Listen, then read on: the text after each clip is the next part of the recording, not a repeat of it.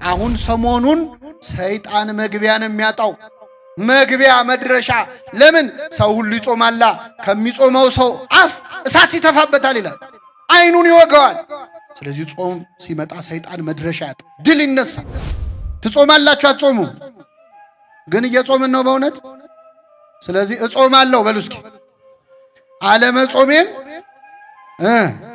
እርዳው እየጾሙ አለመጾም አለ ለካ አሁን እኛ እዚህ ያለነው ሰዎች ይህን ትምህርት የምትሰሙ ከልጅነት ጀምሮ አልወጣ ያለ ጋኔን የለብንም ወይ ነው አረኛን ቆይና ቆይ ኢትዮጵያ ሀገራችን አለቅ ያለ ጋኔን የለም ወይ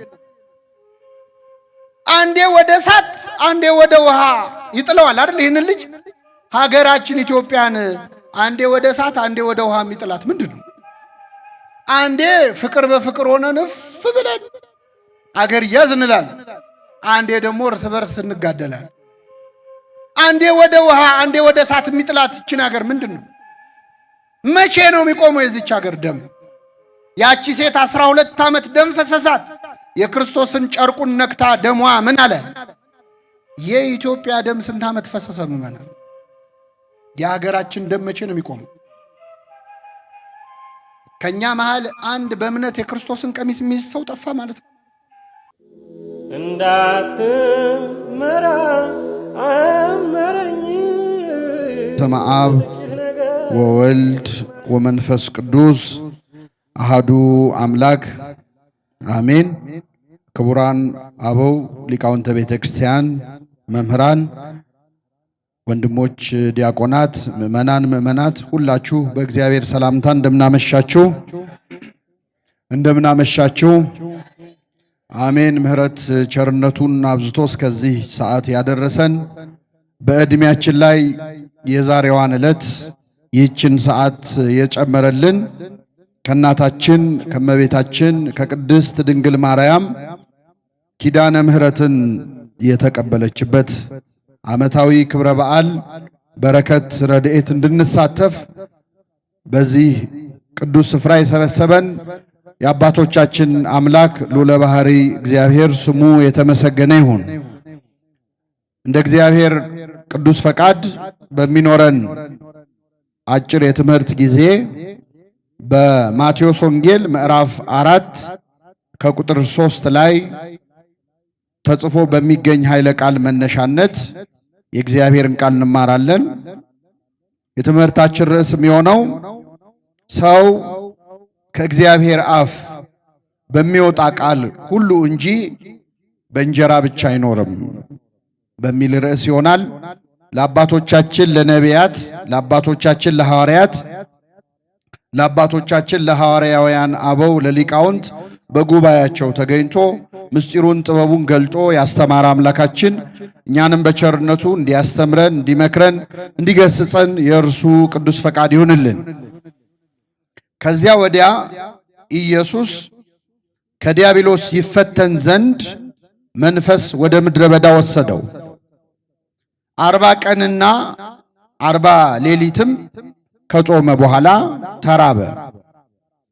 ፈታኝም ቀርቦ የእግዚአብሔር ልጅ ከሆንክ እነዚህ ድንጋዮች እንጀራ እንዲሆኑ በል አለው። እርሱም መልሶ ሰው ከእግዚአብሔር አፍ በሚወጣ ቃል ሁሉ እንጂ በእንጀራ ብቻ አይኖርም ተብሎ ተጽፏል አለው ይላል። ስለ ቃሉ የአምላካችን ስም የተመሰገነ ይሁን። እንግዲህ የዛሬው ዕለት ጉባኤውም ቀዝቀዝ የሚለው ዋዜማ ስለሆነ ነው። ምንድነው የሚባለው? የዛሬው ቀን ምንድነው የሚባለው? ብቀላ ነው ቅበላ ነው? እኔ አያያዙ ብቀላ ይመስለኛል። አዎ ዙሪያውን ስናየው ብቀላ ነው የሚመስለው። ማለት እንደ ሁለተኛ ምግብ ማንበላ እኮ ነው የሚመስለው። በቃ ከዛሬ ጀምሮ ምግብ ይቆማል የተባለ ግን ቅበላ ነው። ጾም የምንቀበልበት ቀን ነውና ለዚህ ታላቅ ጾም እግዚአብሔር እንዳደረሰን ደግሞ ጾሙን ጾመ ስርየት ጾመ ድህነት ያድርግልን። አዎ አብይ ጾምን ታላቅ ጾም የሚያሰኘው ምዕመናን የቀኑ ርዝመት አይደለም። በቀን ርዝመት ቢሆን ኖሮ ከአብይ ጾም በላይ በቀና ብዛት ሌላ ጾም አለ። ጾመ ድህነት ተብሎ የሚጠራው በሳምንት አርብና ረቡዕ ምን ጾመው ጾም አለ አይደል? አዎ ሲደመር ወደ 88 ቀን ይደርሳል። ስለዚህ በቁጥር ብዛት አይደለም። ይህንን ጾም ታላቅ ጾም ያደረገው ማን ስለ ጾመው ነው? ራሱ አምላካችን መድኃኒታችን ኢየሱስ ክርስቶስ የጾመው ጾም። አሁን በጠቀስኩላችሁ በማቴዎስ ወንጌል ምዕራፍ 4 ከቁጥር 1 ላይ ከዚያ ወዲያ ኢየሱስ ከዲያብሎስ ይፈተን ዘንድ ወደ ምድረ በዳ ወሰደው መንፈስ ይልና 40 ቀንና 40 ሌሊት ጾመ ይላል። አምላካችን መድኃኒታችን ኢየሱስ ክርስቶስ ጾሟል። ክርስቶስ በምድር ላይ ሳለ በመዋዕለ ሥጋዌው ሰው ሆኖ በምድር ሲመላለስ ያደረጋቸው ነገሮች ሁሉ ለአርአያ ያደረጋቸው ናቸው። ለምሳሌ ያደረጋቸው ናቸው። ክርስቶስ ከተወለደ ጊዜ አንስቶ እስከ 30 ዓመት እስኪሞላው ድረስ ያደረጋቸውን ነገሮች ስታዩ እኛን ለማስተማር እንጂ እሱን የሚጠቅመው ነገር ሆኖ አይደለም። አባቶቻችን ሕግ መጽሐፋዊና ሕግ ጠባያዊን እየጠበቀ አደገ ይላሉ። ሕግ ጠባያዊ ማለት የተፈጥሮ ሕግ ነው። ክርስቶስ የተፈጥሮን ሕግ ጠብቆ ነው ያደገው። ምን ማለት ነው? ክርስቶስ አምላክ እንደመሆኑ ሁሉን ማድረግ ይችላል።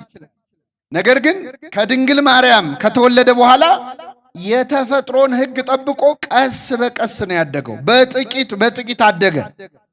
ልብ አድርጉ። ክርስቶስ እንደተወለደ ዕለቱኑ አድጎ ዕለቱኑ ተሰቅሎ ዓለሙን ማዳን ይችላል አይችልም? የሚሳነው ነገር አለ? ግን ያደገው እንዴት ነው? ቀስ በቀስ ነው። በጥቂት በጥቂት አደገ። በ30 ዘመኑ በዮርዳኖስ ተጠመቀ ይላል ቅዳሴያችን። ክርስቶስ በጥቂት አደገ፣ ሕግ ጠባያዊውን ፈጸመ።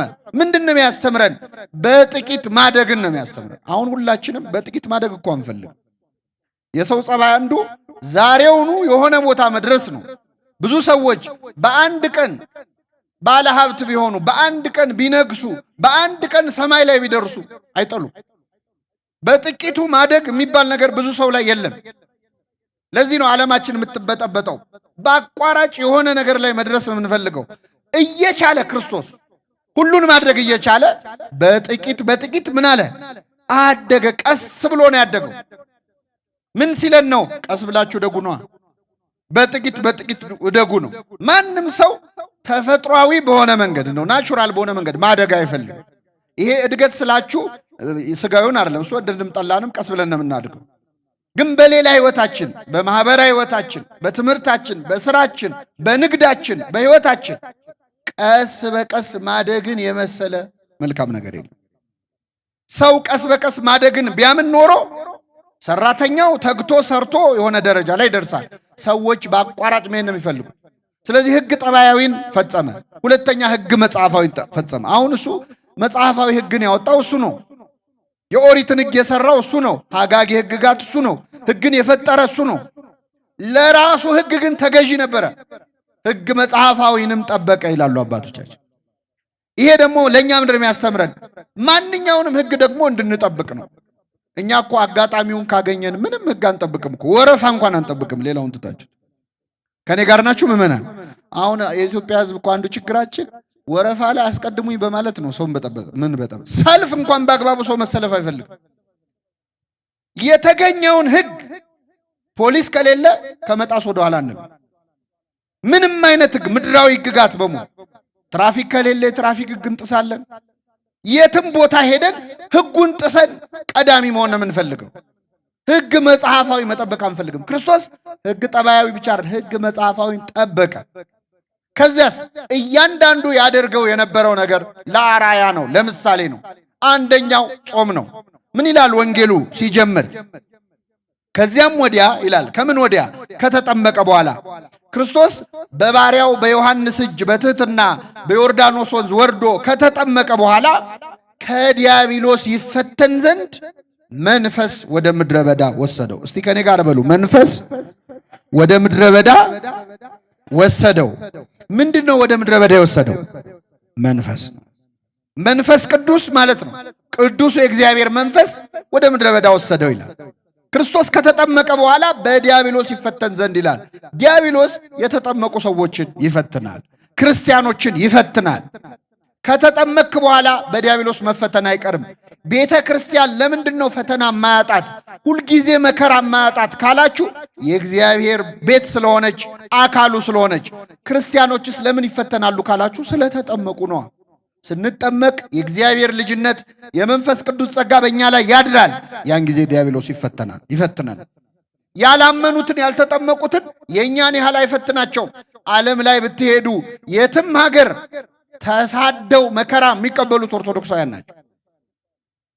አረብ ሀገር ብትሄዱ ተለይቶ የሚገደሉት መከራ የሚቀበሉት ኦርቶዶክሳውያን ናቸው፣ ግብጾቹ ናቸው። ወደ ሩቅ ምስራቅ ብትሄዱ ኢራቅ፣ እኔ በጣም ይገርመኝ፣ ኢራቅ የሚባል ሀገር አለ። ጦርነት በነበረ ሰዓት መርጠው ሲያጠቋቸው ሲገሏቸው የነበሩት ኩርዲስታን የሚባሉ ኦርቶዶክሳውያን አሉ። እነሱን መርጠው ለምን? ሰይጣን የትክክለኛዋን ቤተክርስቲያን አድራሻ አይሳሳት። የተጠመቁትን ዲያብሎስ ይፈትናቸዋል። ለምን? ስለሚያውቅ ነዋ። የራሱን ሰዎች ግን አይፈትናቸው። ምንም መከራ አይደርስባቸው። መከራ ያለው ከክርስቶስ ጋር ላሉ ነው። አይዟችሁ በዓለም ሳላችሁ መከራ አለባችሁ፣ እኔ ግን ዓለምን አሸንፌዋለሁ ብሎ የመከራን ጽዋ ጠጥቶ ወደ እናንተ ይለፍ ብሎ ያስተላለፈልን ክርስቶስ ነው። ስለዚህ በዲያብሎስ ይፈተን ዘንድ አለ። ከተጠመቀ በኋላ መንፈስ ወደ ምድረ በዳ ወሰደው ይላል። መንፈስ ወደ ምድረ በዳ ወሰደው ሲባል ምን ማለት ነው? ለኛ ሲሆን መንፈስ ቅዱስ፣ ለጻድቃን፣ ለሰማዕታት፣ ለመናንያን፣ ለመነኮሳት ሲሆን መንፈስ ቅዱስ ወደ ገዳም መርቶ ወሰዳቸው ይባላል። ክርስቶስን ግን መንፈስ ቅዱስ መርቶ ወሰደው ሊባል አይችልም። ምክንያቱም እኔና አብ አንድ ነን እንዳለ አብ፣ ወልድ፣ መንፈስ ቅዱስ ስንት ናቸው? አንድ ናቸው። ስለዚህ መንፈስ ቅዱስ የራሱ መንፈስ ነው። በክርስቶስ ያለ መንፈስ ነው። ፈቃዱ ፍላጎቱ ወደ ገዳም አነሳሳው፣ ወደ ምድረ በዳ ወሰደው ይላል። መንፈስ ወደ ምድረ በዳ ወሰደው። እግዚአብሔር ቅዱስ መንፈሱን ከኛ አያርቅብን። መንፈስ ቅዱስ ያለበት ሰው አንድ ሰው መንፈስ ቅዱስ አለበት ወይስ የለበትም የሚለው የሚታወቀው አንዱ ወደ ገዳም የመሄድ ፍላጎት ያምረዋል። ከኔ ጋር ናችሁ ምእመናን? አሁን በዓመት ውስጥ የሆነ ሰዓት እንደው ሱባኤ የመግባት ፍላጎት ኖሯቸው አያውቅም? ያውቃል አያውቅም? ያውቃል። እንደው የሆነ ገዳም ሄጄ እንደው 7 ቀንም በቆየው እንደው 3 ቀንም በቆየው እንደው ስራ የበዛበት ሰው ደግሞ እንደው ሰንበቱን እንኳን ይችን 3ቷን ቀን ሄጄ ገዳም እንደው አረፍ ብዬ በመጣው እንላለን። በዓመት ውስጥ የቻለ 21 ቀን 14 ቀን 7 ቀን ያምረዋል። ያልቻለ ሰው እንደው 1 ቀን እንኳን እስቲ እንደው ሱባኤ በገባው ገዳም ሄጄ እርፍ ባልኩ እንዲህ እንድንል የሚያደርገን መንፈስ ቅዱስ ነው። መመና መንፈስ ቅዱስ ነው። በ40 ቀናችሁ በ80 ቀናችሁ የተሰጣችሁ ጸጋ መንፈስ ቅዱስ ወደ ገዳም ሂድ ይላል። መንፈስ ወደ ምድረ በዳ ወሰደው። ለምንድን ነው ወደ በረሃው፣ ወደ ተራራው፣ ወደ ገዳማቱ የመሳለም ፍላጎት ለምንድን ነው ያለን? መንፈስ ቅዱስ ስላለብን ነው። መንፈስ ቅዱስ የሌለበት ሰው ገዳም መሄድ ምን ያደርጋል ይላል። ገዳም በሄድ አይደለም ይላል። ተራራ በወጣ አይደለም ይላል። መንፈስ ቅዱስ ሲርቅ እንደዛ ነው። እግዚአብሔር ቅዱስ መንፈሱን ከኛ ይወሰድብን። አያችሁ፣ ክርስቶስ መንፈስ ወደ ምን ወሰደው? ወደ ምድረ በዳ ወሰደው። ሰው መንፈስ ቅዱስ ወደሱ ሲቀርብ የመጾም የመጸለይ እንግዲህ እኛ መንፈስ ቅዱስ እንዳለበት ሰው ቼክ የምናደርግባቸው አሉ፣ ቼክ ሊስቶች አሉ። አንደኛው ወደ ገዳም የመሄድ ፍላጎት አለው። ሁለተኛው ሰው መንፈስ ቅዱስ ሲቀርበው ኤልሳቤጥ ያረገችውን ያረጋል። መንፈስ ቅዱስ ሞላባት። ኤልሳቤጥ ምን አለች? አንቺ ከሴቶች ተለይተሽ ምን ያልሽ ነሽ? የማኅፀንሽን ፍሬ መንፈስ ቅዱስ ሲሞላበት ሰው ድንግል ማርያምን ያመሰግናል። የጌታዬ እናት አንቺ ወደ እኔ ልትመጪ እኔ ማነኝ ይላል። መንፈስ ቅዱስ ያለበት አይገርምም? ሰው መንፈስ ቅዱስ ሲሞላበት ድንግል ማርያምን ሲያይ እሷ ወደ እኔ ልትመጣ እኔ ማነኝ ይላል። እኔ ማነኝ ይላል። መንፈስ ቅዱስ ሲርቀውስ ድንግል ማርያም ማናት ይላል። መንፈስ ቅዱስ የራቃቸው ሰዎች ድንግል ማርያም ማናት ይላሉ። መንፈስ ቅዱስ የቀረባቸው ግን እኔ ማነኝ ይላሉ። አቤት ብዙ ነው። እኔ መንፈስ ቅዱስ እንዳለበት ሰው ማሳያ ብዙ ልነግራችሁ ይችላል። አሁን ግን ያለንበት ቃል ምን ይላል? መንፈስ ወደ ምድረ በዳ ወሰደው። አሁን ጾሙ ሲመጣ መንፈስ ቅዱስ ያደረበት ሰው ክርስቲያን እረፍት ይፈልጋል። አያችሁ፣ ማረፍ አትፈልጉም? አልተረበሽንም፣ አልተጨነቅንም፣ ሰላም እንፈልጋለን። መንፈስ ወደ ምድረ በዳ ወሰደው ሊጾም። መንፈስ ቅዱስ ለጾም ለጸሎት ያነሳሳል። አሁን ከበሮው፣ እልልታው፣ ጭብጨባው፣ ሆታው ሁሉ ጸጥ ይላል። የንስሐ መዝሙር እንሰማለን፣ በገና እንሰማለን። መንፈስ ቅዱስ የቀረበው ሰው የበገና መዝሙር ደስ ይለዋል። መንፈስ ቅዱስ የራቀውስ ምን ነው ቀዘቀዘ፣ ሞቅ አርጉት እንጂ ይላል። ግልጽ እኮ ነው። ዳዊት በሳኦል ፊት ሳኦል እርኩስ መንፈስ አስጨንቆት ነበር። ከእግዚአብሔር ዘንድ እርኩስ መንፈስ አስጨነቀው ይላል። እግዚአብሔር ሰይጣን ያሰቃየው ብሎ ፈቅዶ ማለት ነው። ሰይጣን በሳኦል ላይ መጥቶ ነፍሱን ያስጨንቀው ነበረ። ይህን ጊዜ ዳዊት የዛኔ ብላቴና ነበረ። ዳዊት በንጉሱ በሳኦል ፊት ቆሞ በገና ይደረድር ነበረ።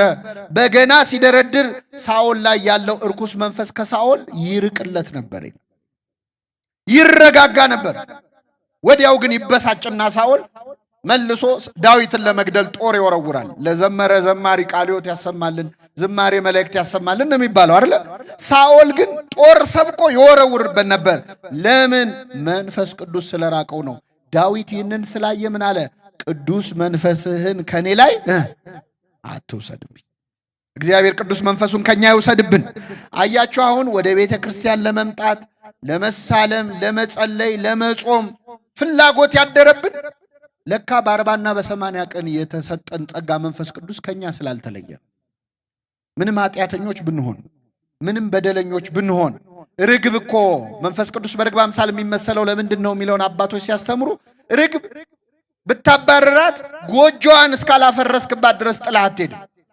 መንፈስ ቅዱስም ምንም በኃጢአታችን ብናማርረው፣ ምንም በኃጢአታችን ብናስቀይመው እስካልካድነው ድረስ ግን ፈጽሞ ከኛ አይለይም። ስለዚህ ምግባር ባይኖረን ሃይማኖት ስላለን፣ ተመልከቱ፣ ሕይወት ባይኖረን ዕውቀት ስላለን፣ እምነት ስላለን፣ በአብ በወልድ በመንፈስ ቅዱስ ያመነው እምነት ከኛ ስላልተለየ፣ በ40 በ80 ቀን ስለተጠመቅን መንፈስ ቅዱስ ከኛ አልተለየም። አሁን ዛሬ የመጣችሁት ምዕመናን አስተዋይ ስለሆናችሁ አይደለም፣ መንፈስ ቅዱስ ጠርቷችሁ ነው። እግዚአብሔር መንፈሱን ከኛ ያርቅብን። መንፈስ ወደ ምድረ በዳ ወሰደ ይላል። ክርስቶስ ሊጾም 40 ቀንና 40 ሌሊት ሊጾም ወደ ገዳመ ቆሮንቶስ ኢያሪኮ ወደሚገኘው በረሃ ሄደ። ለ40 ቀንና ለ40 ሌሊት ጾመ ይላል።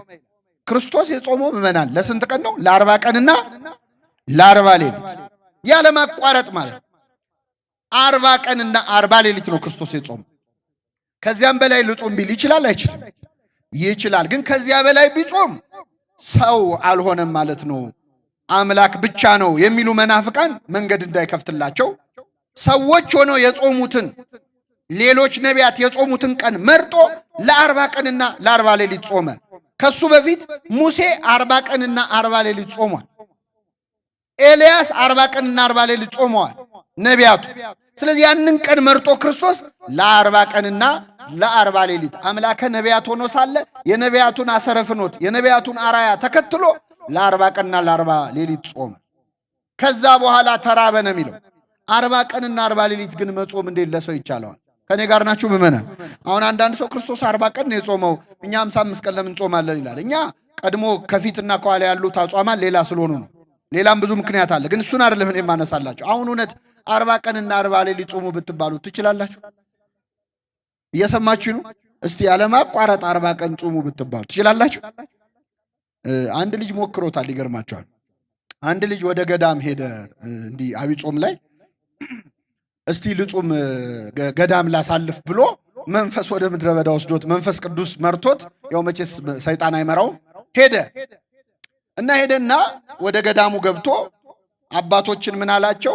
እኔ በደንብ ተዘጋጅቼ አስቤበት ነው የመጣሁት፣ እምጾመው ለ40 ቀንና ለ40 ሌሊት ነው። ኧረ ተው ግድ የለህም እንዲህ ያለ ነገር ተው አሉት። አልሰማም። ግድ የላችሁም እኔ በደንብ አስቤበታለሁ፣ ብቻ ማረፊያ ብቻ ስጡኝ፣ አንድ ቤት በዓት ስጡኝ አለ። እሺ አሉት። አባቶች አስገቡት። ካስገቡት በኋላ ያው አንተ አትበላውም አትነካውም፣ ግን ለማንኛውም እንደው 40 ቀን ሲሆነው እናወጣዋለን ብለው ሽምብራ በጆንያ ሙሉ ሽምብራ አስገቡለት። አይ እንደው ድከሙ ሲላችሁ ነው እንዳስገባችሁ ተሸክማችሁ ይዛችሁ ትወጡታላችሁ፣ ይግባ ችግር የለውም ማለት። ከዛ ይገርማችኋል፣ ይሄ ልጅ እንደምንም ታግሎ 3 ቀን ጾመ። 3 ቀን 3 ሌሊት ጾመ። አሁን 3 ቀን ከጾመ በኋላ መቋቋም አቃተው። ከዛ ምን አለ? እግዚአብሔር ስንት አምላክ ነው? መልሱልኝ። እንዲሁ አንድ መሆኑን ለማስታወስ ብሎ አንዲት ሽምብራ አነሳና በላ፣ አንድ መሆኑን ለማስታወስ። ከዛ ሲያስበው እግዚአብሔር አንድ ብቻ ነው፣ አንድም። ስለዚህ በስላሴ ስም እስቲ ደግሞ በስላሴ ስም ብሎ ስንት ሽምብራ ለቀመ? ወንጌላውያን ስንት ናቸው? በ4 ወንጌላውያን ደግሞ እስቲ ብሎ 4 በላ። በ5 አዕማደ ምስጢር አለ 5፣ በ7 ሊቃነ መላእክት አለ። ከዛ ሐዋርያት ስንት ናቸው? በ12 ሐዋርያት ደግሞ አልበቃውም። በቃ ባሰበት። በ24ቱ ካህናተ ሰማይ ማለት ጀመረ። በ36ቱ ቅዱሳት አንስት እየባሰበት መጣ ረሃቡ። ትንሽ ቆይን በ72ቱ አርድእት ይላል። በ120ው ቤተሰብ አለ። አልሆን ሲለው መጨረሻ ምን አለ? በእልፍ አላፋት መላእክት አለ። መላእክት ስንት ናቸው? ምንድነው ሐሳቡ መሰላችሁ? እስመ ንሕነ በጊዜ ጽጋብ ይመስለነ እንዘ ንክል ጸዊመ። በጠገብን ጊዜ በሉ እስኪ መጾም የምንችል ይመስለናል። ምን ባልን ጊዜ? አሁን ዛሬ ቅበላ ላይ ጥቅብ ብሎ የበላ ሰው ነገ እስከ ስንት ሰዓት ነው የምትጾመው ስትሉት ምንድን ነው የሚለው? ኧረ አልበላም ማክሰኞ ነው የምበላው ይላል። በጠገበ ጊዜ መጾም የሚችል ይመስለዋል። እንደዛ እኮ አሁን ገንዘብ የሌለን ሰዎች ገንዘብ ቢኖር ምን ታደርጋለህ ስንባል ምንድን ነው የምንለው? ለድሃ እበላለሁ፣ ቤተ ክርስቲያን ሰራለሁ። እንደውም እንታዘባቸዋለን ባለጸጎቹን። እንደው ገንዘብ ኖሯቸው ምን አለ እንዲህ ቢያደርጉ፣ አሁን እኔ ቢኖረኝ ይላል። ሲኖርህ ከአንተ በላይ የሚስገበገብ ላይኖር ይችላል። በሌለበት ግን ትፎክራል። ካህናቱን የደብር አስተዳዳሪዎቹን አቤት አሁን እኔ የቤተ ክርስቲያን አስተዳዳሪ ብሆን እንዲህ እንዲያደርግ ነበረ፣ እንደው አሁን ምን አለ እንዲህ ቢያደርግ፣ ጳጳስ በሆነ አሁን እኔ እንዲህ ነበር ማድረግ ብትሆን በሰቁጭል ትችላል፣ አይታወቅም። እና ጌታ ግን ለ40 ቀንና ለ40 ሌሊት ጾመ። ሙሴ ለ40 ቀን ሙሴ እንዴት ነው 40 ቀን ሙሉ ያራበው? እንደኛው ሰው አይደል እንዴ? ሙሴ እኮ 40 ቀንና 40 ሌሊት የጾመው ቁጭ ብሎ እንዳይመስላችሁ በሰባቱ መንጦላይት በሰባቱ መጋረጃዎች የብርሃን መጋረጃዎች መሃል እያለፈ እግዚአብሔርን እያናገረ ነው። ቃል በቃል 570 ጊዜ ሙሴ ከእግዚአብሔር ጋር ተነጋገረ። ከእግዚአብሔር ጋር እየተነጋገርክ እንዴት ይርባሃል ነው። ፋታ እኮ አይሰጥም። አሁን ቅዳሴ እያስቀደሳችሁ ቅዳሴ መሃል ላይ አይርባችሁም እኮ ለዛች ቅጽበት። እኛም እናውቀዋለን እኮ መንፈሳዊ ተመስጦ ስትሆን ከእግዚአብሔር ጋር ስትተሳሰር የነገረ መለኮት ሰዎች ፈንዳሜንታል አታችመንት ወይም ሲሪዮሲስ ይሉታል። ሰው ከእግዚአብሔር ጋር ፍጹም ሲተሳሰር ምግብ ትዝ አይለውም።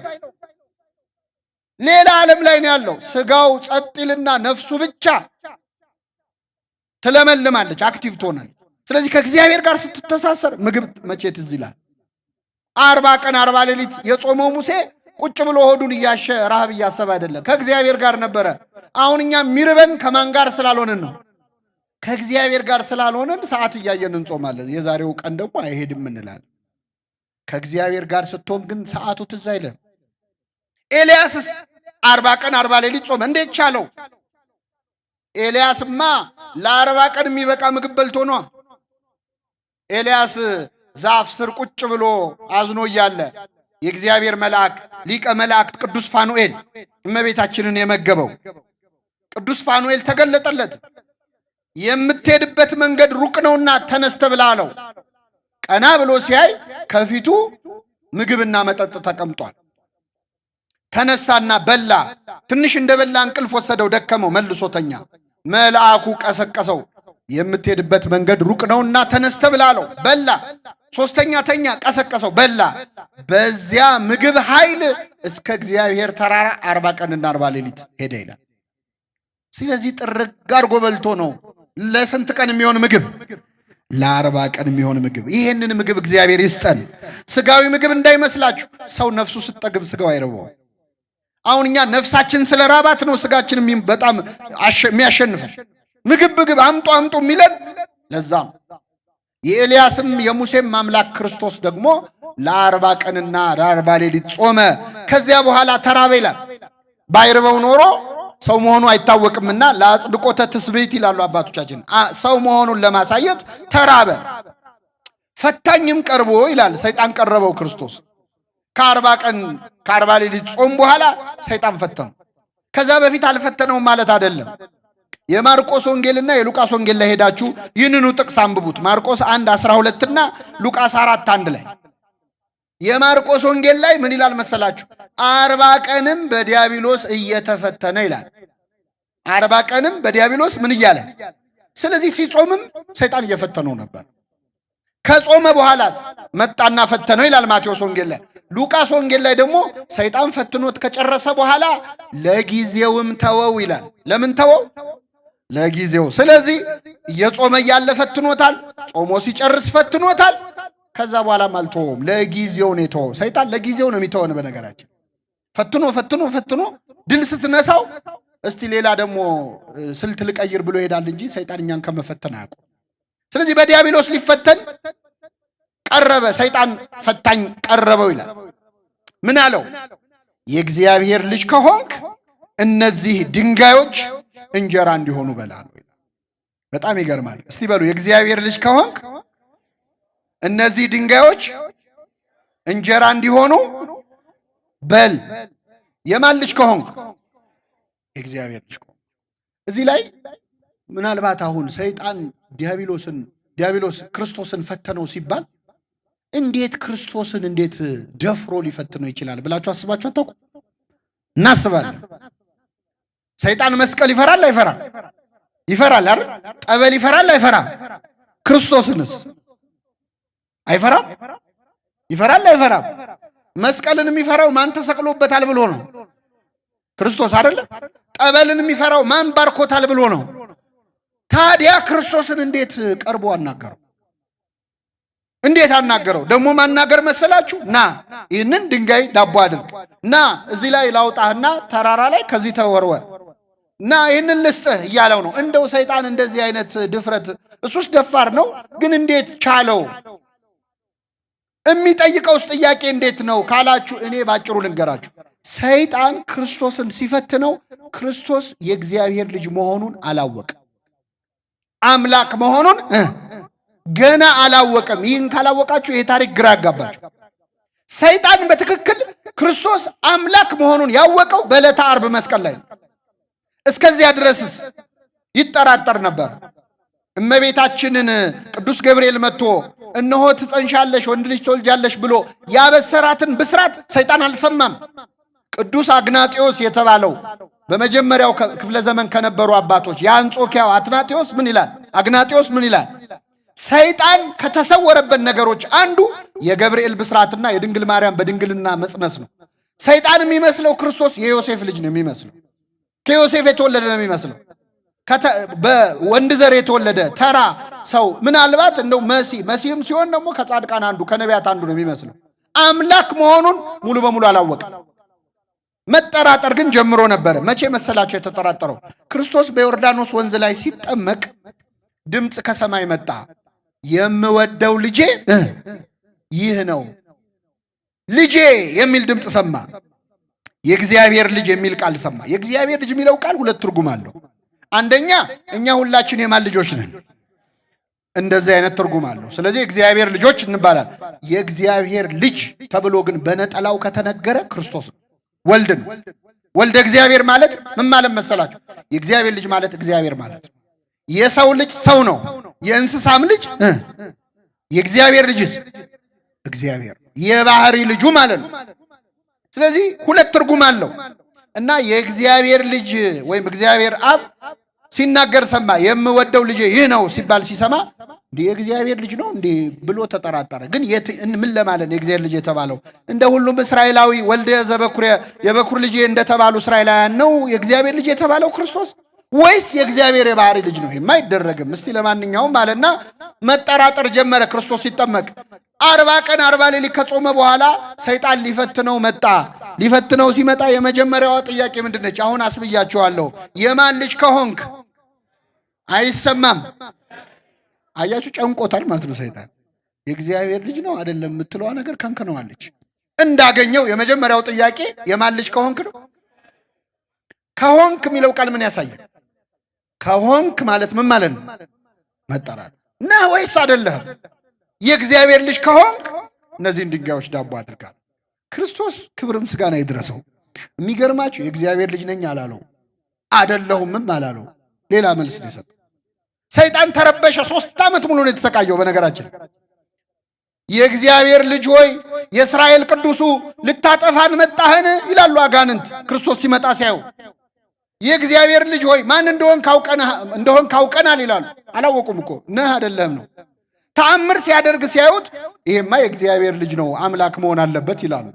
ሲርበው ሲጠማው እንቅልፍ ሲወስደው ሲያዩ አይሄማ ተራ ሰው ነው እንደው ጻድቅ ምናምን ነው እንጂ የእግዚአብሔር ልጅማ አይደለም ይላል። ሰይጣን 3 ዓመት ሙሉ ተምታታበት። ይችን ጥያቄ እንደጠየቀ 3 ዓመት ሞላው። ክርስቶስ ሲሰቀልም መስቀል ላይ መጥቶ ሰይጣን በአይሁድ አድሮ ይችን ጥያቄ ሲጠይቅ ነበር። የእግዚአብሔር ልጅ ከሆንክ ከመስቀሉ ውረድ። የማን ልጅ ከሆንክ? እንደው 3 ዓመት ሙሉ ሰይጣንን ግራ አጋባው አምላካችን። 3 ዓመት ሙሉ ከመስቀሉ ውረዳል። ይህን ጊዜ ክርስቶስ መስቀል ላይ ምን አረገ? አምላኬ አምላኬ ነጽረኒ ወለምን ታደገኒ፣ አምላኬ አምላኬ ተመልከተኝ ለምን ተውከኝ ብሎ ጮኸ ክርስቶስ።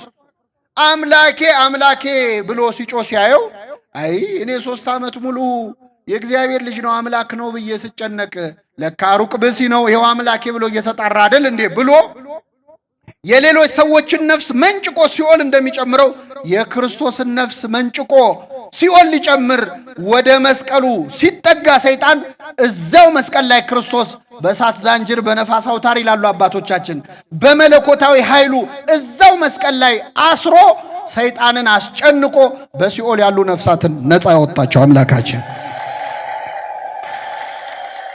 እዛው መስቀል ላይ ተመልከቱ። ሰው አስቀድሞ ኃይለኛውን ሳያስር የኃይለኛውን ቤት ሊበዘብዝ ይችላልን ይላል የማቴዎስ ወንጌል ምዕራፍ 12 ላይ።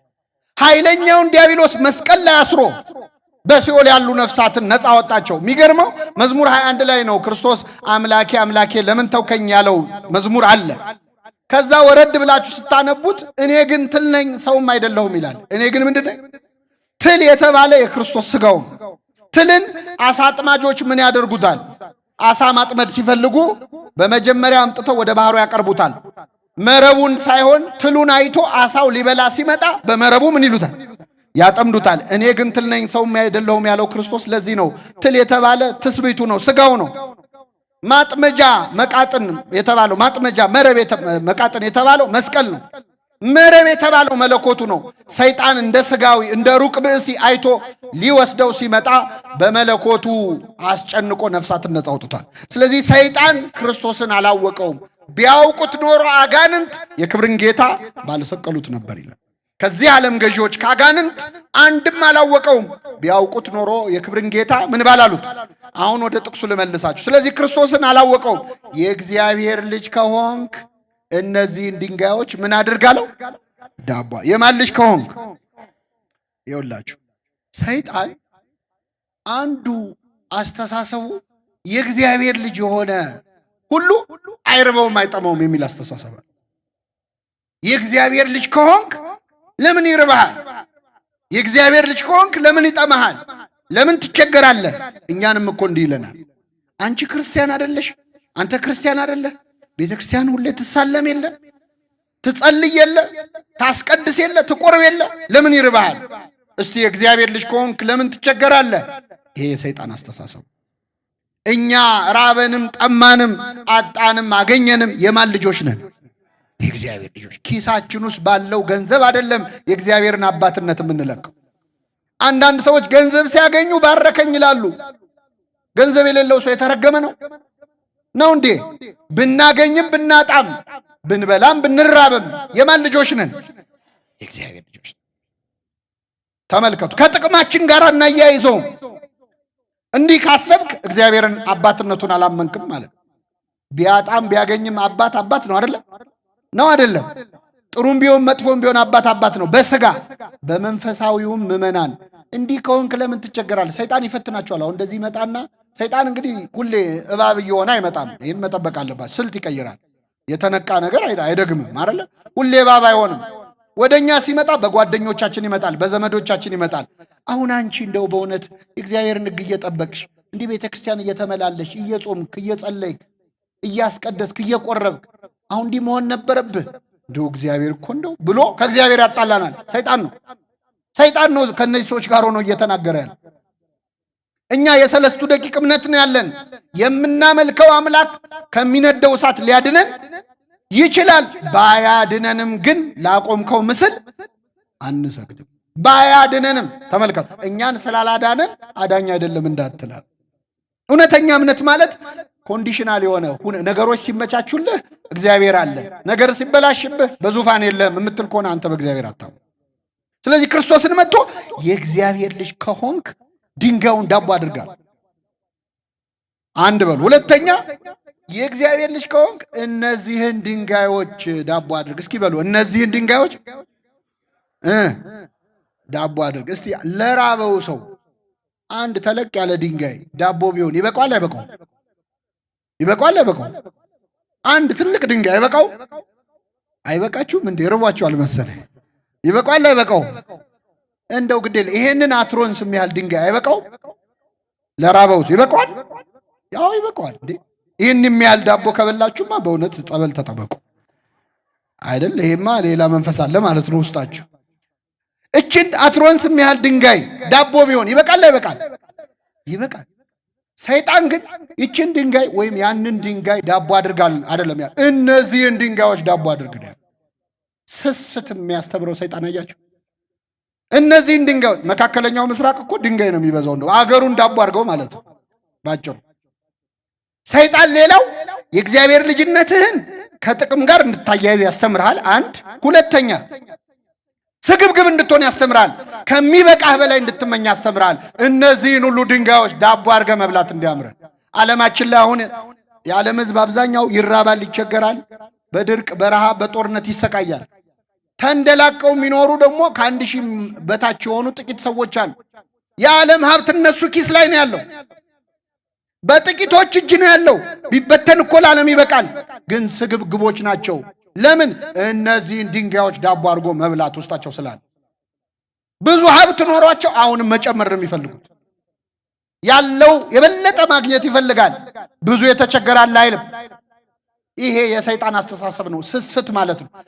እዚች ዓለም ላይ ለሁላችን የሚበቃ ሀብት አለ፣ ግን ጥቂቶች ይዘው ከምረው ቆልፈው እስኪበሰብስ እስኪበላሽ የሚያጠፉት ብዙ ሀብት አለ። ምን አይነት አስተሳሰብ ነው? የሰይጣን ነው።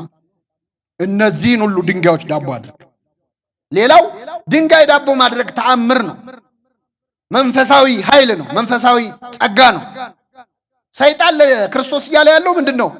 መንፈሳዊ ተአምር የማድረግ ኃይልህን ለሆድህ ተጠቀመው ማለት ለጥቅምህ ተጠቀመው። ስለዚህ ሰባኪውን ስብከቱን፣ ዘማሪው መዝሙሩን፣ ሀብተ ፈውስ የተሰጠው ሰው ፈዋሽነቱን ለሆዱ ለገንዘቡ እንዲጠቀም የሚመክረው ሰይጣን። መንፈሳዊ ጸጋችንን ለስጋዊ ነገር ከመጠቀም እግዚአብሔር ይሰውረን። ክርስቶስ ምን አለ? እነዚህን ድንጋዮች ዳቦ አድርግና ብላ ሲለው ሰው ከእግዚአብሔር አፍ በሚወጣ ቃል ሁሉ እንጂ በምን ብቻ አይኖርም? በእንጀራ ብቻ አይኖርም ማለት ርዕሳችን ይሄ ነው። ሰው ከእግዚአብሔር አፍ በሚወጣ ቃል ሁሉ እንጂ በእንጀራ ብቻ አይኖርም ማለት ምን ማለት ነው? ብዙ ትርጉም አለው። አንዱ ግን ጾም ነው። ሰው በምግብ ብቻ አይደለም በጾምም ጭምር ነው የሚኖረው ነው ያለው ክርስቶስ። ለምን? ሰው ከእግዚአብሔር አፍ በሚወጣ ቃል የተባለች ጾም ናት። ጾሙ አትብሉ የሚል ትእዛዝ የተናገረው ማን ነው? በነገራችን ላይ መጽሐፍ ቅዱስ ላይ 10ቱ ትእዛዛት ከመጻፋቸው በፊት አትስረቅ፣ አትግደል፣ ከኔ በቀር ሌላ አምላክ አታምልክ የሚለው ከመጻፉ በፊት እግዚአብሔር ለመጀመሪያ ጊዜ የተናገረው ሕግ ጾም ነው። ይህንን ዕፀ በለስ ምን አትበሉ አትብሉ ማለት ከዕፀ በለስ ጹሙ ማለት ነው። የመጀመሪያይቱ ሕግ ከእግዚአብሔር አፍ የወጣች ቃል ጾም ነች። ሰው ከእግዚአብሔር አፍ በሚወጣው ቃል በጾም ጭምር ነው እንጂ በእንጀራ ብቻ አይኖርም። በእንጀራ አይኖርም አይደለም ያለው ክርስቶስ። በምን አይኖርም? ብቻ አይኖርም። እንጀራ ብቻውን ሊያኖር ይችላል። እንጀራ ግን ያስፈልጋል አያስፈልግም? ያስፈልጋል። እንጀራ ያስፈልጋል ለመቆም። ግን በእንጀራ ብቻ አይኖርም። አንተ እንደሚመስል እኮ ምግብ ማለት የሚበላው ብቻ አይደለም። ሌላ የማይበላ የሚመስልህ ግን መንፈሳዊ ምግብ አለ። ሰው ስጋና ነፍስ ነው። እንጀራ ሲበላ ስጋውን ይመግባል። የእግዚአብሔርን ቃል ሲሰማ ግን ነፍሱን ይመግባል። እንጀራ ብቻ እየበላ ስጋውን እየመገበ ነፍሱን ከተዋት ስጋዊ አውሬ ይሆናል። ምክንያቱም ሁላችን ሁለት ባህሪ ነው ያለን በውስጣችን፣ ባህሪ መላካዊና ባህሪ እንስሳዊ። የእንስሳ ባህሪ ያለን ወይም ደግሞ ሰው በመሆናችን እንስሳ ሲባል እንዳይከፋቸው አደራ። 40ቱ እንስሳ ውስጥ አንዱ ሰው ነው። ስለዚህ ምንም ከእንስሳት ነው የምንመደበው። ሳይንሱም ምንድነው ሊቪንግ ቲንኪንግ አኒማል ይለናል። የሚያስብ እንስሳ ነው የምንባል። እንስሳዊ ባህሪ ያለን። እንስሳዊ ባህሪህን ብቻ የምትመግብ ከሆነ እንስሳ ትሆናል። መልአካዊ ባህሪህን ብቻ ከመገብክ መልአክ ትሆናለህ። ምድራዊ ሆነ ሰማያዊ ትሆናለህ። ሰው ነው ወይስ መልአክ ታስብላለህ። ሁለቱን አመጣጥነህ ከመገብክ ምድር ላይ መኖር ትችላለህ። ሰው ከእግዚአብሔር አፍ በሚወጣ ቃል ሁሉ እንጂ በምን ብቻ አይኖርም። ይህቺ ምግብ ጾም ነች ምዕመናን። ዛሬ የምንጀምረው ጾም ነው። ከእግዚአብሔር አፍ የወጣ ቃል ነው። ለምንድን ነው የምንጾመው? እንዴት ነው የምንጾመው? እኔ ይህችን ነገር ተናግሬ ወርዳለሁ። ለመጨረሻ ጊዜ በሉ ቃሉን። ሰው ከእግዚአብሔር አፍ በሚወጣ ቃል ሁሉ እንጂ በምን ብቻ አይኖርም? በእንጀራ ብቻ አይኖርም። ጾም በእንጀራ ብቻ እንደማይኖር ስንረዳ የምናደርገው ነገር ነው። ብዙ ሰው ጾም አይገባው፣ የጾም ጥቅም አይገባው። ምን ያህል ጾም እንደማንወድ የሚያሳየው አሁን የዛሬው ምሽት ነው። እርግጠኛ ነኝ ብዙዎቻችን ከዚህ ጉባኤ ከሄድን በኋላ እስከ ሌሊቱ 5:59 እንበላለን አይደል? ትበላላችሁ አትበሉ? እንዲህ የመጨረሻዋን አጥንት ራሱ ይዘን እየጋጠን የግድ ነው የምንላቀቀው ጾሙ ሳይገባ ብለን። ለምግብ ያለን ፍቅር ለጾም ቢኖረን እኮ እናርግ ነበር። እውነቴን እናርግ ነበር፣ እንሰወር ነበር፣ እንበቃ ነበር። ጾምን አልተረዳናትም ማለት ነው። ውስጣችን ጾምን አይፈልግም፣ ስጋችን ስላሸነፈን። አሁን ብዙ ሰው እንኳን አደረሳችሁ የሚባባለው ጾም ሲገባ ነው ሲወጣ ነው። እውነቱን እንነጋገር፣ ግድ የላችሁ። እንደው ፈገግ ብሎ እንኳን አደረሰሽ የሚለው መቼ ነው? ጾም ሲወጣ። ሲገባ የሚላለ የሚል የለም ማለት አይደለም፣ ግን ደስ ብሎት ብዙ ሰው በብሩህ ገጽ ፈገግ ብሎ እየተቃቀፈ እንኳን አደረሰ የሚለው ጾም ሲወጣ። አልገባንማ። ጾም የሥጋ ረሃብ ነው፣ የነፍስ ግን ጥጋብ ነው። በእንጀራ ብቻ አይኖርም እያለ ነው ክርስቶስ። በምግብ ብቻ አይኖርም። ክርስቶስ ራሱ እኮ ነው ያለው። ጾሙ አሳየን፣ ጹሙ አለን በተግባር። እንዲያውም ስትጾሙ እንዲያትኑ ብሎ አለፈው ጥያቄውን። ጾም ያስፈልጋል? ክርስቶስን እናምናለን እያሉ የማይጾሙ ሰዎች አሉ። እግዚአብሔር ልቡን አይስጣቸው። በጣም ይገርመኛል። አንዳንድ ሰዎች እንደውም ጌታ ጾሞልናል፣ ስለዚህ እኛ አንጾምም ይላል። ጌታ ምን ብሎልናል? ጾሞልናል። አይ በጣም ጥሩ። ጌታ ጾሞልናል ብለው የማይጾሙ ከሆነ ጌታ እዚህ ምድር ላይ ያለ ምግብ በልቷል አልበላም? መልሱልኝ። በልቷል አልበላም? ስለዚህ ጌታ በልቶልናል አንበላም ለምን አይሉ? ጌታ እንቅልፍ ተኝቷል አልተኛም? ተኝቷል አይደል? እዚያ ጀልባ ውስጥ ተኝቶ አልነበረ? ተኝቷል። ስለዚህ ጌታ ተኝቶልናል ብለው ለምን አይተውት? ምግቧን ብቻ ነው እንደ መርጠው ጌታ በልቶልኛል ጾሞልኛል። ክርስቶስ ግን የጾመው ጾሙ ሲል ነው። የኛ ቤተ ክርስቲያን ክርስቶስን ስሙን እየጠራች በመጮህ ብቻ አይደል፣ በሁሉ ነገር ነው የምትከተለው። ስሙን ትጠራለች። ስሙን በመጥራት የሚያክላት የለም። የሚቆጥር ማሽን እዚህ ቢገጠም ከሌሊት ከተፈሲ ማርያም አንስቶ ቅዳሴ ተቀድሶ እስኪወጣ የክርስቶስ ስም ስንቴ እንደሚጠራ ቢቆጠር እኛን የሚበልጠን የለም። ትጠራዋለች ክርስቶስ ስሙን። ታቦቷ ላይ ጽፋ ትሰግድለታለች። ይሄ ብቻ ግን አልበቃት። በእግርም በግብርም ነው የምትከተለው ክርስቶስን። ክርስቶስ ጾሟል፣ ትጾማለች። ጸልየዋል፣ ትጸልያለች። በረሃ ላይ ወጥቶ ብቻውን ሲጸልይ ነበረ። በረሃ ላይ ያሉ መናኞች አሏት ቤተ ክርስቲያን። ቤት ንብረት አልነበረውም፣ መነኮሳት አሏት ክርስቶስን የሚመስሉ። ክርስቶስ እኮ ሁሉ አራያ ነው። ለባለ ትዳሮቹ ቤተ ክርስቲያንን እንደ ሙሽሪት እሱ እንደ ሙሽራ ሆኖ አሳይቷቸዋል። ስለዚህ ልጆቿን ትድራለች እንደ ክርስቶስና እንደ ቤተ ክርስቲያን አድርጋ። ለመናኞች ደግሞ መናኝ ነበር። ዘበነቢያት ነቢይ፣ በነቢያት ዘንድ ነቢይ፣ በሐዋርያት ዘንድ ሐዋርያ፣ በሰማዕታት ዘንድ አክሊል፣ መምህር፣ የማህበር አለቃ እሱ ነው ኢየሱስ ክርስቶስ ይላል አባ ጊዮርጊስ። ለሁላችን አስተማሪ ነው። ተከትለነው እንማራለን። ጾመ ብለን እንጾማለን። ቤተ ክርስቲያን ክርስቶስ ወደቀ ተነሳ ብላ ብቻ አትሰብክም። ልጆቿን ይዛ እየወደቀች እየተነሳች እየሰገደች ነው። ትንሣኤው ላይ ደግሞ አብራ ትፈስጋለች። ፍስጉ ላይ ብቻ ክርስቶስ ትዝ የሚል ከሆነ አንተ ክርስቶስን አላወቅም። እንጾማለን። ለምንድን ነው የምንጾመው? ክርስቶስ ስንጾም ደስ ይለዋል፣ ግን ለምን እንደምንጾም ደግሞ ማወቅ ይፈልጋል። የምንጾምበት ምክንያት ወሳኝ ነው። ራሱ ነገረን። ስለ ጽድቅ የሚጾሙ ብፁዓን ናቸው። ይህንን ነግሬያችሁ ላብቃ። ለምንድን ነው አሁን አብይ ጾም ሊገባ ነው ምዕመናን? አብይ ጾም ደግሞ እንዴት ትልቅ ጾም መሰላችሁ? በዚህ ጾም ያልበረታ ሰው መቼም አይበረታም። ሰነፍ ገበሬ በሰኔ ይሞታል ይባላል። ልክ የሚዘራበት ሰዓት የሚሞተው ሰነፍ ገበሬ ነው። በአብይ ጾም ያልበረታ መቼም አትበረታ። አሁን ሰሞኑን ሰይጣን መግቢያ ነው የሚያጣው፣ መግቢያ መድረሻ። ለምን ሰው ሁሉ ይጾማላ፣ ከሚጾመው ሰው አፍ እሳት ይተፋበታል ይላል። አይኑን ይወጋዋል። ስለዚህ ጾም ሲመጣ ሰይጣን መድረሻ ያጣ፣ ድል ይነሳል። አሁን በዚህ ጾም ምን ልታረጉ አሰባችሁ? ምንድነው? አሁን ከነገ ጀምሮ ቤተክርስቲያን ጾም አወጀች ለኛ ብላ። እስቲ ጌታን ምሰሉ ብላ፣ ክርስቶስን ምሰሉት፣ ከኔ ተማሩ እኔ የዋህ በልቤም ትሁት ነኝ ያለውን ክርስቶስን ምሰሉት ብላለች። እስቲ ክርስቶስን እንምሰለው በዚህ ጾም። በምንድን እንዴት ብንጾም ነው? ስለ ጽድቅ ሰው በብዙ ምክንያት ይጾማል። በጾም ግን የሆነ ችግር ይፈታል። ምመን በአጀንዳ ነው መጾም ያለባችሁ። እስቲ በዚህ ጾም የትኛውን ችግር ልትፈቱ አሰባችሁ? የትኛውን ቁስል ልትሽሩ አሰባችሁ? የትኛውን ሱስ ልትላቀቁ አሰባችሁ? ጾም በምክንያት ነው የሚጾመው። በማቴዎስ ወንጌል ምዕራፍ 17 ላይ የተጻፈ አንድ ታሪክ ልንገራችሁና አበቃለሁ። ጌታችን መድኃኒታችን ኢየሱስ ክርስቶስ ሶስቱን የምስጢር ሐዋርያት ጴጥሮስን፣ ያዕቆብንና ዮሐንስን ይዞ ወደ ታቦር ተራራ ወጣ። ታውቃላችሁ አይደል? አዎ፣ ይዟቸው ወጣና በዚያ ተራራ ፊቱ ተለወጠ። እንደምታውቁት በደብረ ታቦር ክብሩን ገለጠ። ስንት ሐዋርያት ነው ይዞ የወጣው? 3 ሐዋርያት። እንደው ደስ ብሏቸው እነዚህ 3 ሐዋርያት ጌታ ሆይ በዚህ መሆን ለኛ መልካም ነው፣ እዚህ ካልኖርን ሁሉ አለ ጴጥሮስ። ይህ ሲደረግ ክርስቶስ ስንት ሐዋርያት ይዞ ነው የወጣው? ሐዋርያት አጠቃላይ ስንት ናቸው? ስንት ይቀራሉ? 9 ሐዋርያት። ይገርማቸዋል። ብዙ ጊዜ እኛ ደብረ ታቦርን ስንተርክ 9 ሐዋርያት ምን እያደረጉ እንደነበር ግን አንተርክ።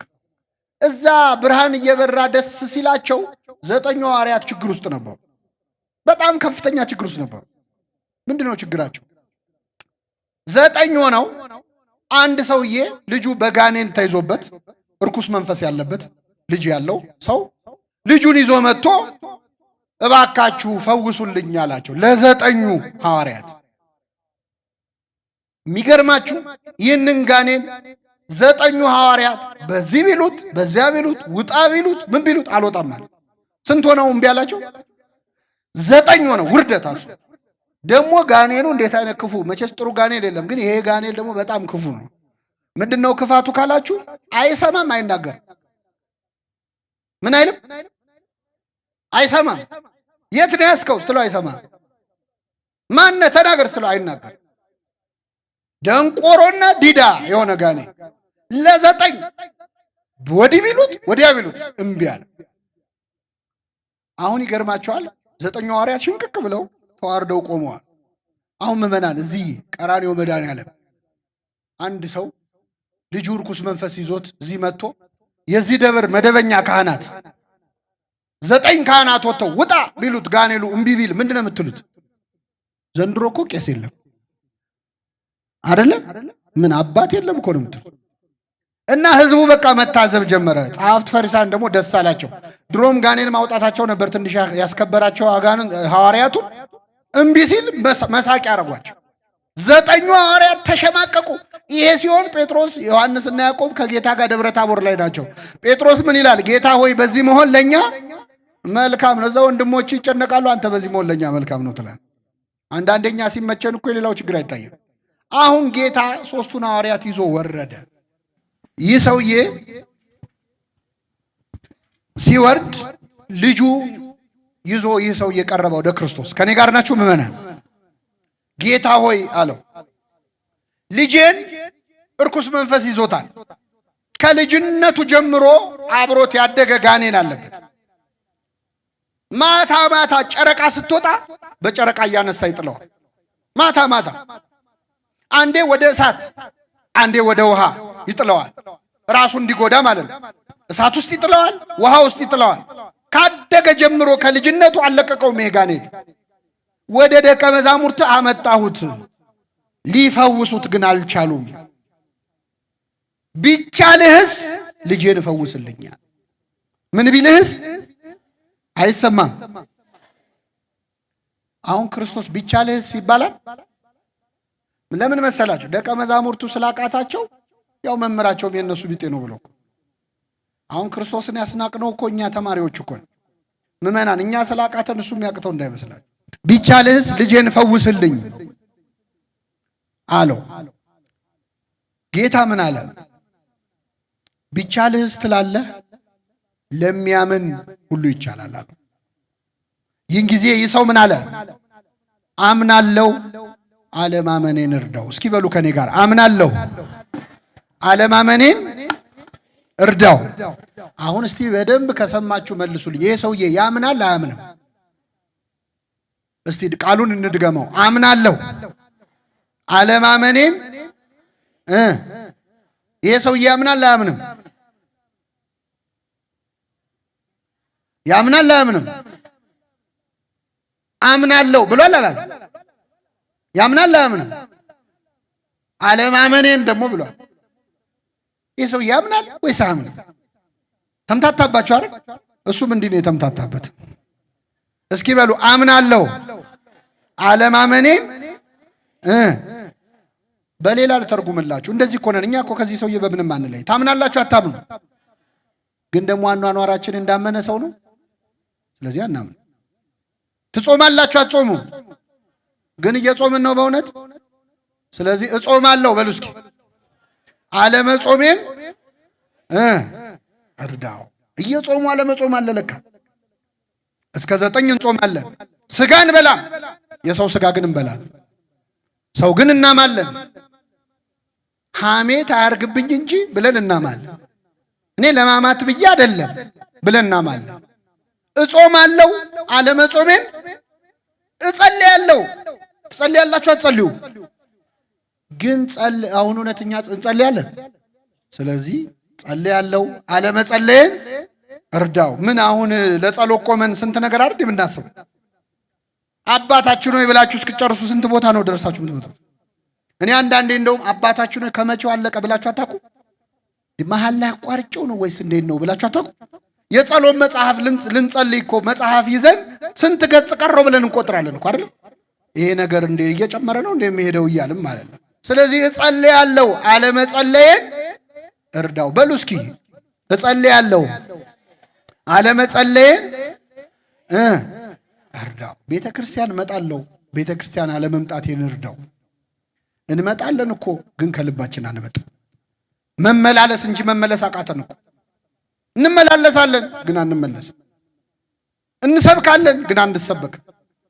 ከባድ ነው። ይሄ ሰውዬ እንዴት አይነት ጸሎት ጸለየ? አምናለሁ አለማመኔን እርዳው። ልታድን ትችላለህ ብዬ አምናለሁ፣ ግን ደግሞ እምነቴ ብቁ አይደለም፣ ሙሉ አይደለም። አለማመኔን እርዳው አለ። ይህን ጊዜ ጌታ አምጣው ልጁን አለው። ይህንን አብሮ አደግ ጋኔል ሌሊት አንዴ ወደ እሳት አንዴ ወደ ውሃ የሚጥለው ከዚህ ልጅ አልላቀቅ ያለውን ጋኔል አምጣው አለው። አመጣለት። ውጣ አለው። ያ ጋኔል ወዲያውን ወጣ፣ ልጁም ጤነኛ ሆነ ይላል። እግዚአብሔር የተመሰገነ ነው። ሰይጣን ለክርስቶስ ምኑ ነው? ምን ቀላል እኮ ና ሲለው ይሄዳል፣ ሂድ ሲለው ይሄዳል። ውጣ አለው፣ ወጣ። አሁን ለምንድን ነው ይህ ጋኔል ያልወጣው የሚለው? ህዝቡ ልክ ጋኔሉ ሲወጣ ያው መቼስ እስኪወጣ ነበር ሲጠብቁ የነበሩት፣ ወደ ቤታቸው ሄዱ። 9 ሐዋርያት ግን ወደ ክርስቶስ ቀረቡ ይላል።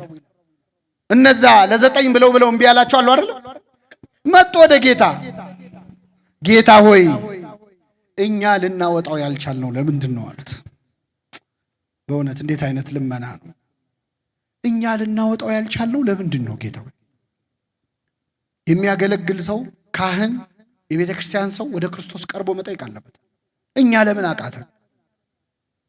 ሰጥተህን ነበር፣ አጋንንትን አውጡ ብለህን ደስ ብሎን አጋንንትን አውጥተን ነበር። አሁን ለምን እምቢ አለን? ሰው ፊት ተዋረዱ ሐዋርያት። ለምን እንዲሆንን ጌታ ሆይ ልናወጣው ያልቻልነው ለምንድን ነው? የሚያገለግል ሰው ከክርስቶስ ጋር ለብቻው የሚነጋገርበት ሰዓት ያስፈልገዋል።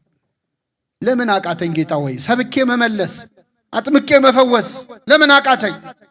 ፍሬ ማፍራት ለምን አቃተኝ? ለብቻዬ መጠየቅ አለብኝ። ክርስቶስን ጠየቁት ሐዋርያት። ስለ እምነታችሁ ማነስ ነው አለ። ስለ ምናችሁ ማነስ? እዚህ ላይ በእውነት በጣም የሚገርም ነገር ልንገራችሁ። ህዝቡን ልክ ጋኔሉ እንዳልወጣ ሲያውቅ ክርስቶስ ዞረና ህዝቡ ምን አለ? የማታምን ትውልድ ሆይ እስከ መቼ ድረስ ከእናንተ ጋር እኖራለሁ? ምንም ማትል ትውልድ ብሎ ህዝቡን ገሰጸና ነው ጋኔኑን ያወጣ። አሁን ደግሞ ሐዋርያቱ ሲመጡ ለምን ልናወጣ አልቻልንም ሲሉት ስለ እምነታችሁ ማነስ ነው አለ።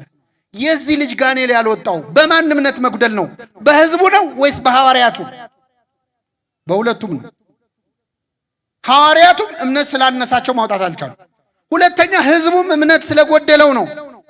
ጋኔል የማይወጣው በሶስት ምክንያት ነው አለ ክርስቶስ። አንደኛው ተጠማቂው ታማሚው ሰውዬ እምነት ሲጎለው፣ ሁለተኛው አጥማቂው እምነት ሲጎለው፣ ሶስተኛው እግዚአብሔር ይሁን ካለ ይቆይ ይፈተን ትንሽ ካለ። ግን በጣም የሚገርመው ክርስቶስ ሊያወጡት አልቻሉም ደቀ መዛሙርትህ ብሎ ሰውየው ሲነግረው አይረቡም እኮ እኔ እኮ ስልጣን ሰጥቻቸው ነበር ግን ያው አዋረዱኝ አላለም። ደቀ መዛሙርቱን አልተሳደበም፣ አልወቀሰም። ስለ እምነታቸው ማነስ እኮ ነው ያላወጡት፣ እምነት የላቸው አላለም። ክርስቶስ ካህኑን ህዝቡ ፊት አያዋርድ አገልጋዩን አያዋርድ። አሁን እኛ ምን ዛሬ ምን ካህን አለ ምን አባት አለ ሲባል ደስ ይለናል። ክርስቶስ ግን እንደዚህ አላለም። እምነት ስለሌላቸው ነው አላለም። ለብቻቸው እምነት ስለሌላቸው ነው አላቸው። የወቀሰው ማንን ነው? ህዝቡን ነው። ምን ካህን አለ ካልከኝ ምን ምእመን አለ ነው መልሱ። ምን አባት አለ ካልከኝ ምን ልጅ አለ ነው ክርስቶስ መልሱ። አባቶች የሉንም ካልክ እኔም ልጅ አይደለሁም ብለህ ራስን መጠየቅ አለ። ዛሬ አባት የለም እረኛ የለም ካልክ አንተ በግ ነህ ወይ? ክርስቶስ እንዲህ ነው አነጋገሩ። ስለዚህ ህዝቡን የማታምን ትውልድ ብሎ ለብቻ ገሰጸው፣ ደቀ መዛሙርቱን ለብቻቸው ገሰጻቸው። ከዛ ጋኔኑን አስወጣ። ያላወጣችሁት በእምነት ጉድለት ነው አለና መጨረሻ ላይ ምን አለ? ነገር ግን ይህ አይነቱ ጋኔን ያለ ጾምና ያለ ጸሎት አይወጣም። ይህ አይነቱ ጋኔን ያለ ጾምና ያለ ጸሎት አይወጣም። ምን መሰላችሁ ምእመናን? ጾም ብቻ የሚያስወጣው ጋኔን አለ። አሁን እኛ እዚህ ያለነው ሰዎች ይህን ትምህርት የምትሰሙ ከልጅነት ጀምሮ አልወጣ ያለ ጋኔን የለብንም ወይ ነው? ኧረ እኛን ቆይ ኢትዮጵያ ሀገራችን አለቅ ያለ ጋኔን የለም ወይ? አንዴ ወደ እሳት አንዴ ወደ ውሃ ይጥለዋል አይደል? ይህን ልጅ ሀገራችን ኢትዮጵያን አንዴ ወደ እሳት አንዴ ወደ ውሃ የሚጥላት ምንድን ነው? አንዴ ፍቅር በፍቅር ሆነን እፍ ብለን አገር ያዝ እንላለን፣ አንዴ ደግሞ እርስ በርስ እንጋደላለን። አንዴ ወደ ውሃ አንዴ ወደ እሳት የሚጥላት ይችን ሀገር ምንድን ነው? መቼ ነው የሚቆመው የዚች ሀገር ደም? ያቺ ሴት 12 ዓመት ደም ፈሰሳት። የክርስቶስን ጨርቁን ነክታ ደሟ ምን አለ? የኢትዮጵያ ደም ስንት ዓመት ፈሰሰ? ምመና የሀገራችን ደም መቼ ነው የሚቆመው? ከኛ መሃል አንድ በእምነት የክርስቶስን ቀሚስ የሚይዝ ሰው ጠፋ ማለት ነው። መቼ ነው ምናርፈው? በግላችንስ ምእመናን ከልጅነት ጀምሮ የያዘን ጋኔን ምንድን ነው? ማታ ማታ በጨረቃ ይጥለዋል። አንዴ ወደ እሳት አንዴ ወደ ውሃ ይጥለዋል። ምእመናን አንዴ ወደ እሳት አንዴ ወደ ውሃ የሚጥል አመል የለብንም? ወጣቶች የለብንም ወይ? ማታ ማታ የሚነሳ ኃጢአት የለብንም? ማታ ማታ የሚጀምር ኃጢአት አንዴ ወደ መዝሙር አንዴ ወደ ዘፈን አንዴ ወደ እሳት አንዴ ወደ ውሃ ይጥለዋል አለ። አንዴ ወደ እሳት አንዴ ወደ ውሃ የሚጥል አመል የለብንም ወይ? ዛሬ ጸበል እንጠጣለን፣ ነገ ሰክረን እናድራለን። አንዴ ወደ እሳት አንዴ ወደ ውሃ ይጥለዋል። ማታ ማታ በጨረቃ ይነሳበታል። ሲመሽ የሚጀምሩ ኃጢአቶች የሉም ወይ? ማታ ማታ የምንሰራቸው ከዚህ በኋላ አልሰራውም ከዚህ ሱስም አላቀቃለሁ ብለን ተመልሰን የምንገባበት የለም ወይ? ክርስቶስ ብቻ ነው ከእንዲህ አይነት ነገር የሚያላቅቅ። ያቺ ሳምራዊት ሴት ምን አለችው? ጌታ ሆይ ወደዚህ ጉድጓድ ተመልሼ እንዳልመጣ አለች። ድጋሚ ውሃ እንዳልቀዳ እባክህ ያንተን ውሃ ስጠኝ። ክርስቶስ ለሁላችን የሱን ውሃ ይስጥ። አልመጣም፣ አልጠጣም፣ አልሰክርም፣ አላጨስም፣ እንዲህ አላረግም ብለን እዛው ጉድጓድ ላይ የምንገኝበት የምንመላለስበት ጉድጓድ የለም ወይ? ተመልሼ ወደዚህ ጉድጓድ እንዳልመጣ እግዚአብሔር የምንሄድባቸውን ጉድጓዶች እሱ ያውቃቸዋል። በጠራራ ፀሐይ ጭምር መጥቶ ያናግረናል። ከዚያ ጉድጓድ የሚያስቀር የህይወት ውሃ ለሁላችን ይስጠን። ማታ ማታ ምን እንደሚጥለን ያውቃል። በጨረቃ ምን እንደሚነሳብን ያውቃል። ይህ አይነቱ ጋኔል ያለ ጾም ያለ ጸሎት አይወጣም። የሆነ አልተው ያላችሁ አመል የለም ወይ ምእመናን? አሁን አብይ ጾም እየገባ ነው። የቱን ጋኔል ነው የምትነቅሉት በዚህ ጾም?